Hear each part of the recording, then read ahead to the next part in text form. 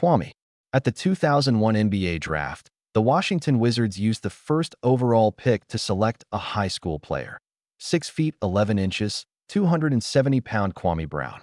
He was the first high school player to be drafted first overall, a decision personally approved by Michael Jordan. Jordan staked everything on this 19-year-old kid. But this high-stakes gamble quickly turned into a disaster. In his rookie season, Kwame averaged just 4.5 points on 41% shooting, unable to keep up with the pace of NBA games. Worse, he completely collapsed mentally, frequently being berated and even brought to tears by Jordan during practices, which often hurt team morale. Over the next 12 years, he played for 7 different teams but never found his true calling. He peaked at career averages of 6.6 points and 5.5 rebounds. Coaches didn't trust him, teammates were reluctant to pass him the ball, and in the locker room, he was an awkward presence. Even referees didn't bother to explain their calls to him after the whistle. He was traded to the Lakers in 2005 to become Kobe Bryant's starting center, but his performance remained dismal. In one playoff game, he famously fumbled a crucial pass, leading to boos from the crowd. Kwame was ultimately labeled by the media as the biggest draft bust in history, and his name became synonymous with failure. The most ironic part, however, is that his failure made the league more cautious about high school players. Starting in 2006, the NBA amended its draft eligibility rules, requiring players to be at least 19 years old and 1 year removed from high school to prevent another Kwame Brown. For the next decade, there were almost no high school players selected first overall, and this rule change also affected the career paths of talents like Kevin Durant and Anthony Davis. Kwame never made an impact on the court, but he unexpectedly drove the evolution of the draft system. The next player to take the stage, Michael Olowokandi, didn't even influence a rule change. He was a classic example of a bad pick. Olowokandi. At the 1998 NBA draft, the Clippers used the first overall pick to select Michael Olowokandi, a 7 feet 1 inch, 269-pound center from the University of the Pacific. At the time, his college stats weren't particularly impressive, averaging 22 points and 11 rebounds. However, due to his outstanding size and fluid movements, the media dubbed him the heart of the African Dream Team. Legend has it that the Clippers' general manager had a bit too much to drink the night before the draft and, in a hazy moment, decided to take a gamble. The result was one of the most comically bad decisions in NBA history. In his rookie season, Olowokandi averaged 8.9 points on less than 44% shooting. He managed to create chaos in the paint almost every game, but usually for his own team. In his entire NBA career, he played just 500 games, averaging 8.3 points and 6.8 rebounds. His presence on the court was so minimal, he might have thought he was wearing an invisibility cloak. Shaquille O'Neal once publicly mocked him on a show, calling him a D-League level first overall pick, and revealing that Olowokandi couldn't even run a pick and roll correctly. The Clippers had hoped he would be the next David Robinson, but he couldn't even secure a starting spot. He was traded to the Timberwolves in 2003, then bounced to the Celtics, and quietly retired in 2007. The media didn't even notice when he played his last game. He left behind no highlight reels and no memorable performances. Olowokandi's failure wasn't due to injuries or lack of opportunity, it was because he was simply not ready for the NBA from the start. His story makes us reconsider why teams prioritize potential over actual skill during the draft. The next person, Anthony Bennett, not only lacked real skill, but his potential was nowhere to be seen. Anthony Bennett. In 2013, the Cleveland Cavaliers used the first overall pick to select Anthony Bennett, a 6 feet 8 inches, 245-pound power forward from UNLV. That year's draft didn't have a clear top prospect, but no one expected Bennett to be the first pick, not even Bennett himself, who paused for a few seconds after hearing his name. Even more ironically, his rookie season saw him average a mere 4.4 points on just 35.6% shooting, setting a record for the worst start for a first overall pick in NBA history. He couldn't make shots, his positioning was off, and his defense was non-existent. He looked nothing like a top pick. His NBA career was a drifting ship, bouncing between 4 teams in 4 years: the Cavaliers, Timberwolves, Raptors, and Nets. Each trade came with the hopeful fantasy of a second chance, but each time, he quickly fell below expectations. His on-court performance was disoriented. He would hesitate with the ball, and his shots were like a mystery box, sometimes clanking off the backboard on a three-pointer or missing an open layup. The coaching staff eventually gave up on training him, and teammates rarely passed him the ball. In the end, he couldn't even make the rotation. In 2017, he briefly joined a Taiwanese league, averaging 14 points and 6 rebounds, and barely regained some confidence, but he was still a long way from NBA level. After his retirement, ESPN directly rated him the worst first overall pick in history, even comparing him to Andrea Bargnani and Kwame Brown, and saying they at least managed to play for a few more years. Bennett's failure not only damaged the Cavaliers' draft reputation, but also forced the entire league to rethink its draft day decision-making. Unfortunately, the story of failure isn't over yet. The next person's name is Hasheem Thabeet, the second overall pick, selected 11 spots ahead of Stephen Curry. Hasheem Thabeet. At the 2009 NBA draft, the Memphis Grizzlies used the second overall pick to select Hasheem Thabeet, a 7 feet 3 inches center from Tanzania known for his shot-blocking ability in college. The problem was that the 7th pick that year was Stephen Curry, the 9th was DeMar DeRozan, and the 10th was Brandon Jennings. The Grizzlies chose to skip over all of them to pick a prototypical center who was completely unprepared for the NBA. In his first year in the league, Thabeet averaged 3.1 points and 3.6 rebounds, looking like a statue on the court who never actively fought for rebounds. In his entire NBA career, he only managed a total of 343 blocks, averaging less than 1 per game, far below expectations. His movements on the court were sluggish, and his defensive reactions were slower than a slow-motion replay. His 7 feet 3 inches frame was frequently toyed with by guards. The Grizzlies started reducing his playing time in his second year and eventually shipped him off to the Rockets. The Rockets didn't think much of him either, cutting him after a brief tryout. From there, Thabeet's career went downhill, forcing him to play in the D-League for obscure teams like the Tulsa 66ers and the Grand Rapids Drive. Thabeet's failure was simple. He had height, but no awareness of body, but no basketball IQ. He became the classic poster child for the tall and clueless label, making teams more cautious when evaluating big men. After him, the league began to value footwork, decision-making, and switching ability more than pure height or wingspan. The next story is even more bizarre: Darko Milicic.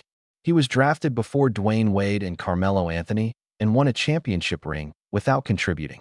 Darko.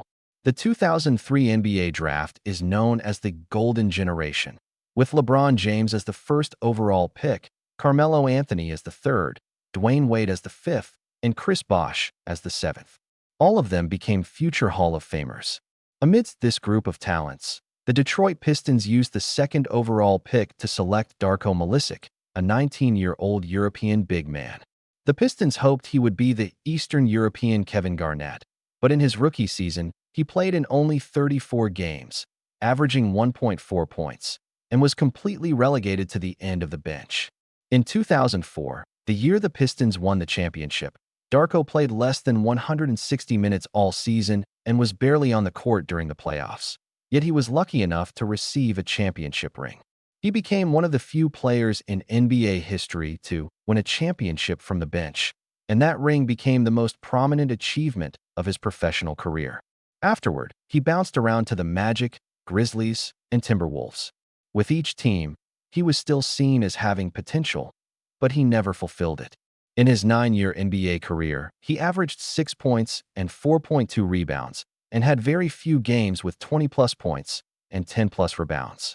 After retiring, Darko completely changed careers, moving back to Serbia to grow apples and farm. He even tried his hand at mixed martial arts, getting into real fights. He himself admitted in an interview, "I shouldn't have been in the NBA. I wasn't ready." Darko's example shows that not all European talents are suited for the North American game, and a front office's gamble can lead to a decade of embarrassing emptiness. The next story is equally heartbreaking. He was the second overall pick in 2006 and was once hailed as the new Larry Bird, but he ended up becoming a reclusive legend: Adam Morrison. Adam Morrison. In 2006, The Charlotte Bobcats used the second overall pick to select Adam Morrison, a scoring machine from Gonzaga University who averaged 28.1 points per game and was the hottest shooter in the NCAA that year. His style of play was old school, and his appearance, long hair and a goatee, earned him the nickname, the new Larry Bird. Even Larry himself said, "He's got that vibe." But after entering the NBA, this scoring bomber went completely silent. In his rookie season, his shooting percentage was only 37.6%, and on defense, he became a soft spot for opponents to target.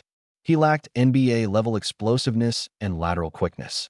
He couldn't keep up after a screen, and his shot was inconsistent. In his second year, he was sidelined with a knee injury. After returning, his performance was even worse. He was picked up by the Lakers to sit on the bench, and in 2 seasons, he played in a combined 44 games and scored a total of 98 points. But in those 44 games, he was lucky enough to be on the Lakers' back-to-back championship teams, earning 2 championship rings and becoming the quietest member of a championship team. In 2010, Morrison completely disappeared from the NBA at just 26 years old. His life after retirement was more interesting than his playing career. He went back to his alma mater to be an assistant coach and spent his days playing NBA 2K against high schoolers. Legend has it he once beat the entire team and was crowned Geek MVP. He never sought a comeback, never made a documentary, and never re-evaluated his failure on a show. He just quietly lived his life as a former second overall pick. Adam Morrison's story tells us that even if you were a college legend, the NBA is a different universe. The next player is a sharpshooter who was unstoppable in college and the CBA, but couldn't find a place in the NBA. Jimmer Fredette. Jimmer Fredette. At the 2011 NBA Draft, the Sacramento Kings used the 10th overall pick to select Jimmer Fredette, a super scorer from BYU who averaged 28.9 points per game in the NCAA. His games at BYU were always packed, and his three-point range was ridiculous. Fans even called it Jimmer range, believing he was a threat to score as soon as he crossed half court. At the time, everyone thought he would be the next Stephen Curry, but the reality of the NBA quickly doused him in cold water. After entering the league, Jimmer couldn't find his rhythm. He was 6 feet 2 inches, and his defense was close to zero. Although he was a good shooter, he had very little space to shoot. The Kings, Pelicans, Bulls, and Knicks all tried to give him a chance, but he could only ever get on the court as a substitute and was quickly targeted and subbed out by opponents. In his entire NBA career, he averaged just 6 points on less than 41% shooting, completely failing to live up to his college sharpshooter halo. But once he left the NBA, he became an unstoppable monster. While playing in the CBA, he once scored a monstrous 75 points for the Shanghai Sharks and averaged a terrifying 36 points per game, earning him the title of the strongest foreign player in the CBA. But when he returned to the NBA, he still had no luck. Even the Suns, in a last-ditch effort, couldn't find a spot for him. Jimmer became a classic case of college god plus CBA god plus NBA ghost. His story proves that while shooting is important, in the NBA, it's far from enough. The next story is even more complex. He was the second overall pick in 2008, had the talent and the stats, but kept self-destructing. Michael Beasley. Michael Beasley. In 2008, the Miami Heat selected Michael Beasley with the second overall pick after Derrick Rose. He was a scoring monster at Kansas State, averaging 26.2 points and 12.4 rebounds per game in college, and he was virtually unstoppable in the paint. He was 6 feet 9 inches, had a smooth left-handed shot, and his lateral quickness even allowed him to switch on to guards. He was once called a left-handed Kevin Durant. The Heat planned to build a future core around him and Dwayne Wade, but they quickly realized they hadn't drafted the future, they had drafted trouble. Beasley's NBA career was like a constantly changing TV show, 9 teams in 11 seasons, from the Heat to the Timberwolves, then to the Knicks and Lakers. Every time he signed a contract, it came with the sentiment of this is his last chance. His on-court stats weren't bad. He had a season averaging 19.2 points, but his defensive attitude was passive, his team play was awful, and his frequent off-court incidents meant he could never hold onto a position. The media once reported that he brought weed into the arena and even threw seeds on the sidelines, causing strong backlash from the team. Even more bizarrely, In 2019, he nearly signed with the CBA, but was rejected at the last minute by the Chinese side, who cited his complex issues. This became a major setback in his career. Beasley himself said in interviews more than once, "I am Durant, just left-handed." But the reality is that regardless of which hand you use, you need to have a brain and discipline. His story shows that talent alone is not enough, especially in a league with fierce competition. The next person's failure was purely due to his body breaking down Greg Oden, a glass center who was supposed to dominate the paint. Greg Oden. At the 2007 NBA Draft, the Portland Trail Blazers used the first overall pick to select Greg Oden, a 7 feet 0 inches, 250-pound center who was a beast in the paint at Ohio State, averaging 15.7 points, 9.6 rebounds, and 3.3 blocks per game. At the time, the league widely considered him to be the next Shaquille O'Neal, while the second overall pick, Kevin Durant, was criticized for being too skinny and not tough enough. Soon after the draft, Oden underwent a knee cartilage repair surgery and missed his entire rookie season. The nightmare had begun. He officially started playing in the 2008-09 season, averaging 8.9 points and 7 rebounds, and still showed some potential. But his knee was always an unstable time bomb. In December 2009, he fractured his left kneecap, and in 2010, he tore his meniscus.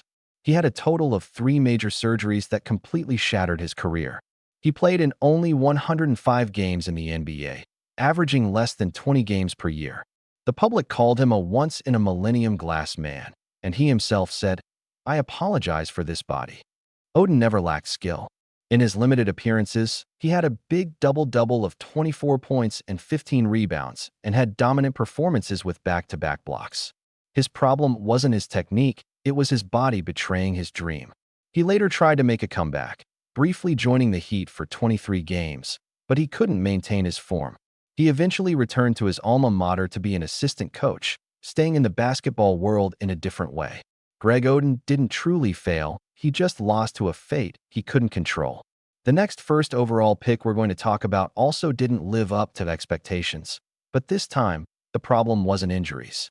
It was a bizarre shooting amnesia, Markelle Fultz. Markelle Fultz.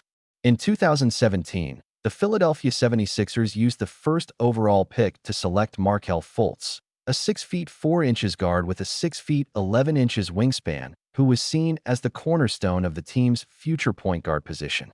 However, his shooting in his rookie season was as if he had amnesia, with a shooting percentage of only 39.4%. His shooting motion often showed mechanical issues, which was even called a weird shooting disorder, leaving fans and coaches baffled. Due to his poor shooting, his playing time was significantly reduced, and he averaged only 7.1 points per game, far below the expectations for a first overall pick. To make matters worse, to get him, the 76ers traded away the third overall pick in 2017, Jason Tatum, who quickly grew into a core player and all-star for his team. The 76ers were seen as the biggest losers of the trade. Fultz spent nearly 2 years painstakingly adjusting his shooting motion, going through multiple coaches and trainers. He only started to regain his shooting feel in 2019, when his shooting percentage rose slightly to 41%. However, this struggle caused him to miss his golden age of development, and his performance has been inconsistent ever since. Although he's not a traditional draft bust, and his physical tools and potential are decent, this low starting point put him behind other rookies from the same draft class from the very beginning. The 76ers' rebuilding was also hindered by his performance, forcing the team to rely on other young players to step up. Fultz's story reminds us that potential and health are equally important in the draft, and a technical flaw can sometimes ruin everything. The next second overall pick is a 7 feet 3 inches player with no presence on the court, a classic example of tall and clueless, Hasheem Thabeet. Stromile Swift. In the 2000 draft, the Memphis Grizzlies used the second overall pick to select Stromile Swift, a 6 feet 10 inches, 240-pound forward. He had exceptional athleticism and an incredible vertical leap, allowing him to complete explosive dunks in the air. He was known for his dunking exhibitions in college. But after entering the NBA, his skills were very raw. His shot was inconsistent, his passing was not accurate, and he had almost no other technical highlights.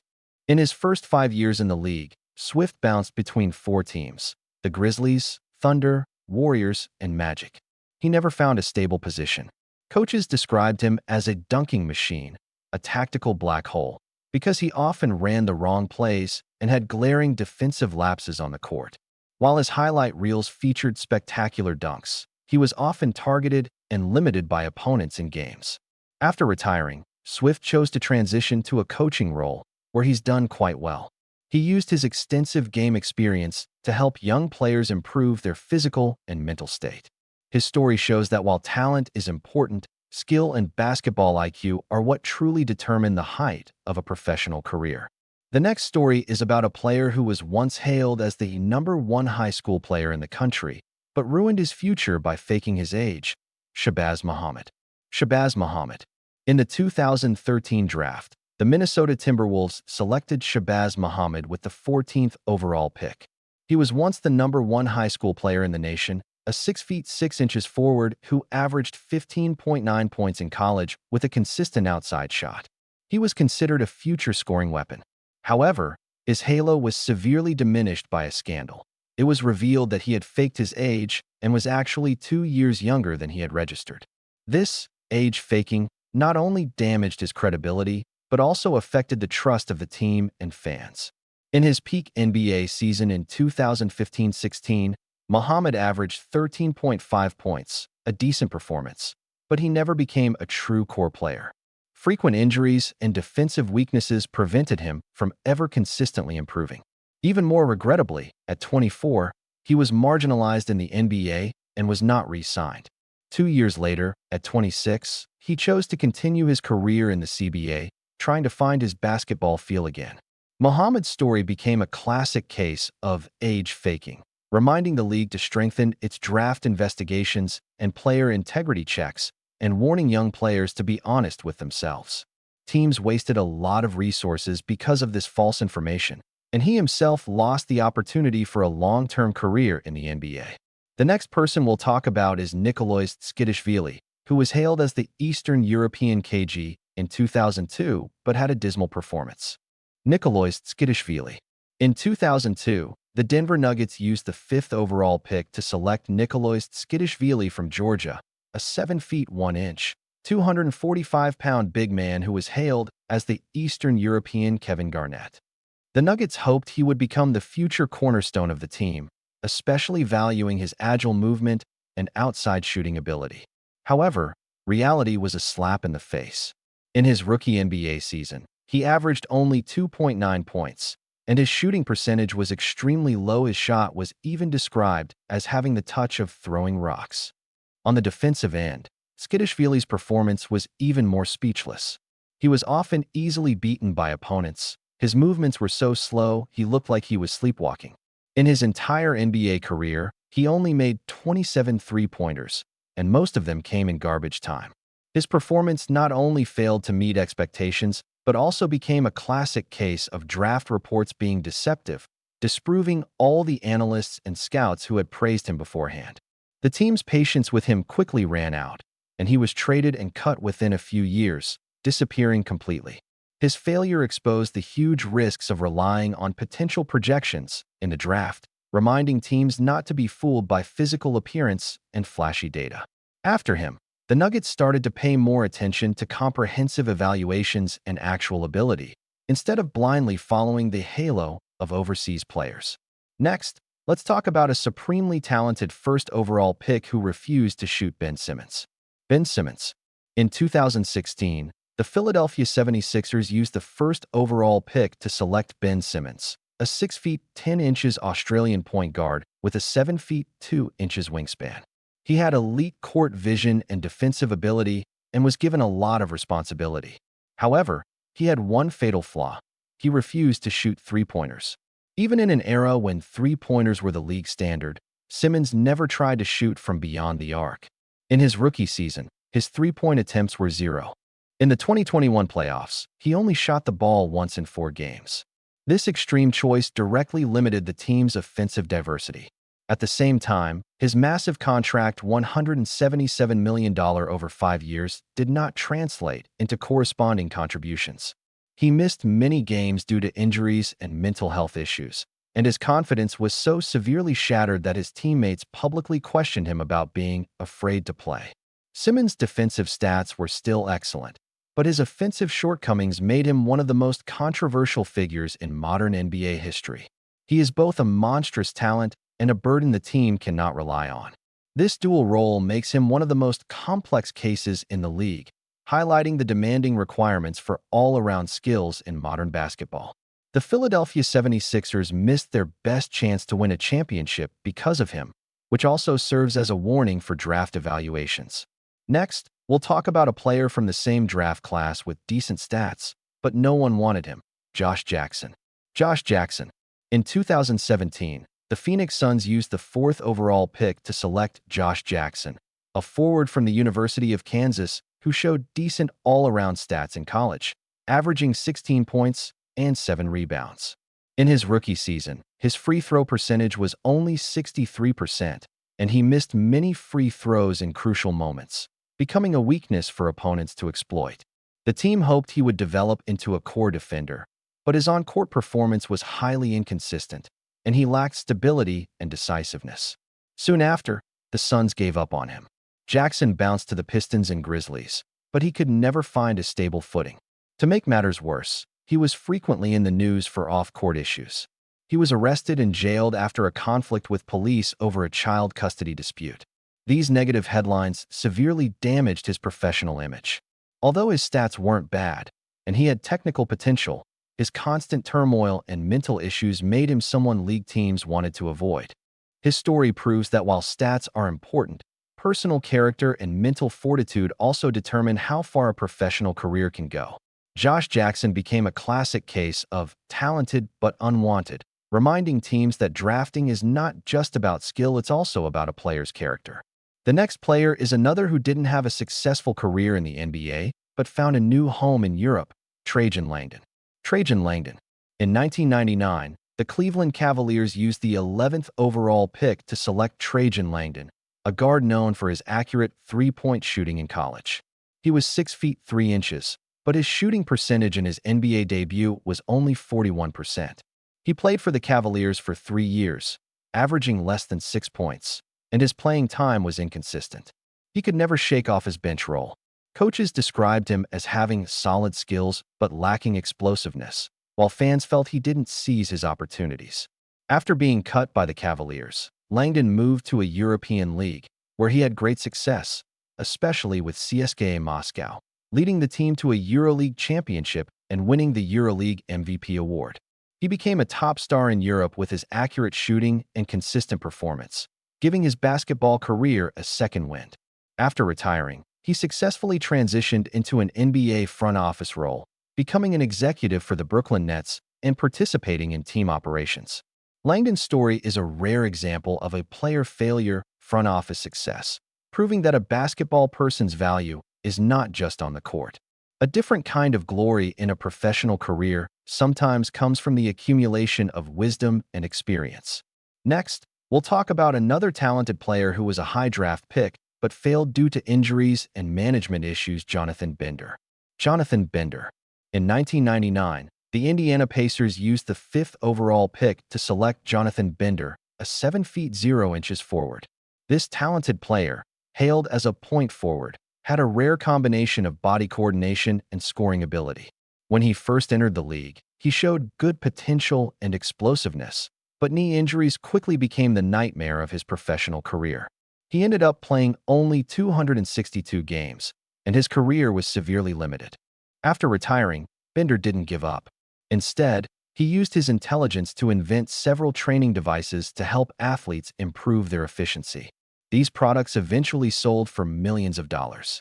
He used his brain to compensate for his body's shortcomings and successfully transitioned into an entrepreneur. Bender was called the smartest draft bust by the media, proving that failure is not the end. His story gives hope to all players who have been defeated by injuries. Your value is far more than your on-court performance. The next player is another high draft pick, a rebounding machine who bounced around constantly because he couldn't adapt to the pace of the NBA. Thomas Robinson. Thomas Robinson. In 2012, the Kings used the 5th overall pick to select Thomas Robinson, a 6 feet 9 inches, 250-pound rebounding machine. In college, he averaged 16 points and 11 rebounds and had high hopes placed on him. However, in his rookie season, he averaged only 4.8 points, and his shooting percentage was a low 42%. He clearly couldn't adapt to the pace of the NBA. In the next 3 seasons, Robinson bounced between 5 teams: the Kings, Rockets, Knicks, Trailblazers, and Nuggets. He managed to get by on the court by fighting hard for rebounds and playing tough defense, but he never earned the real trust of his coaches. With each new team, his expectations were shattered by reality, and consistent performance became a luxury. At 28, he chose to leave the NBA and play in overseas leagues, trying to extend his professional career. Looking back at his NBA journey, no one gave him a real chance, and no one missed him when he left. He became a classic example of a forgotten 2nd overall pick, reminding us that being drafted is not a guarantee and that hard work doesn't always lead to success. The next player is another forward who came from Europe but struggled to perform because he couldn't adapt to the system. Jan Vesely. Jan Vesely. In 2011, the Washington Wizards used the 6th overall pick to select Jan Vesely, a Czech forward. He was hailed as the Czech Pippen and averaged 14 points in college. He had outstanding athleticism, and everyone expected him to become a versatile player for the team. However, his performance after entering the NBA was a struggle. He averaged only 3.6 points, and his shooting percentage was less than 42%. His movements were stiff, and his decision-making was slow, often earning him the nickname Robot AI, as if he were a player without a soul. Wizards coaches publicly questioned his basketball IQ multiple times, and his teammates struggled to understand his positioning and defensive choices. Vesely tried to show versatility on offense, but made frequent mistakes, which led to a significant reduction in his playing time. As time went on, he was traded to the Nuggets and then left the NBA completely to return to Europe.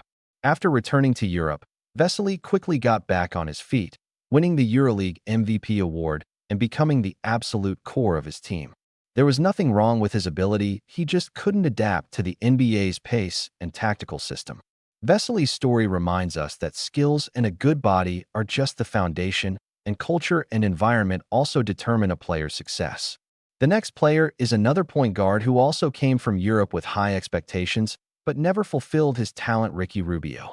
Ricky Rubio. In 2009, the Minnesota Timberwolves used the 5th overall pick to select Ricky Rubio, a Spanish prodigy who played in the Spanish League at 14 and was hailed as a European basketball miracle.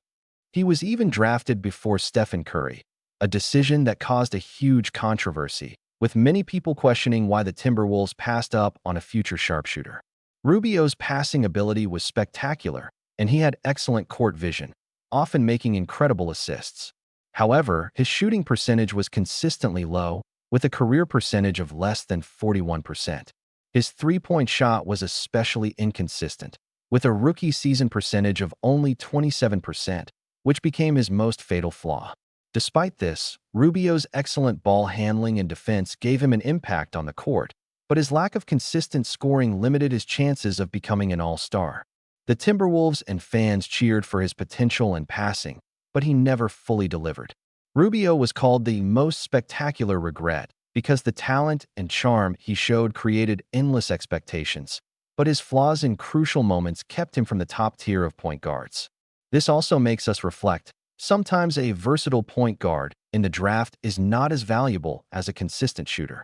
Next, let's look at another talented guard who was famous in high school but fell due to off-court issues and his own shortcomings: Sebastian Telfair.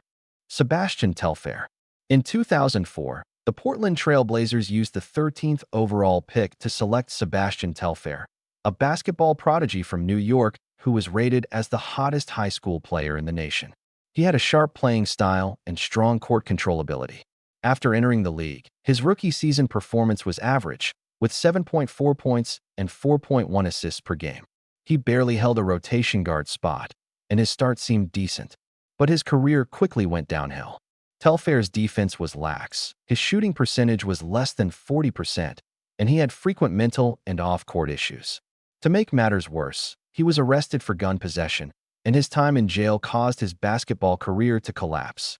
As Kevin Garnett's cousin, Telfair had a very high starting point, but the pressure and environment became a hurdle he couldn't overcome.